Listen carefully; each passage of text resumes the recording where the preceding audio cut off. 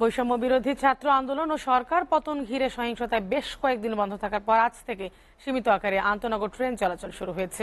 সকাল থেকে চট্টগ্রাম সহ সারা দেশের বেশ কয়েকটি রুটে ট্রেন চলাচল শুরু হয়, তবে সহিংসতার ট্রেনের বগি ক্ষতি হওয়ায় 3টি ট্রেন চলাচল আপাতত বন্ধ থাকবে। টানা 26 দিন পর বন্ধ থাকার পর চট্টগ্রাম থেকে ফের চালু হয়েছে আন্তনগর ট্রেন। এর আগে গত 13 আগস্ট থেকে মেইল, লোকাল ও কমিউটার ট্রেন চালু হয়েছে। দুপুর 12:30টায় চট্টগ্রাম থেকে ঢাকার মহানগর এক্সপ্রেস নামের ট্রেনটি ছেড়ে যাওয়ার মধ্য দিয়ে শুরু হয় আন্তনগর ট্রেনের চলাচল, তবে তুলনামূলক যাত্রী সংখ্যা ছিল কম। স্টেশন কর্তৃপক্ষ জানায় প্রথম দিন 4টি রুটে ট্রেন চলাচল করবে। সকাল থেকে রাজশাহী রেল স্টেশন থেকে কয়েকটি নির্দিষ্ট গন্তব্যে ট্রেন ছেড়ে যাচ্ছে, আর আগামীকাল থেকে পুরো দমে সকল আন্তনগর ট্রেন চলাচল করবে।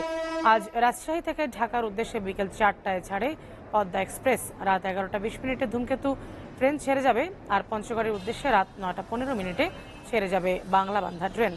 পশ্চিমাঞ্চল রেলওয়ের ম্যানেজার আব্দুল করিম জানিয়েছেন, যাত্রীদের উপচে পড়া ভিড় রয়েছে আন্তনগর ট্রেনে। প্রতিটি ট্রেনেরই সব টিকিট বিক্রি হয়ে গেছে। যাত্রীদের সব ধরনের নিরাপত্তা নেওয়া হয়েছে।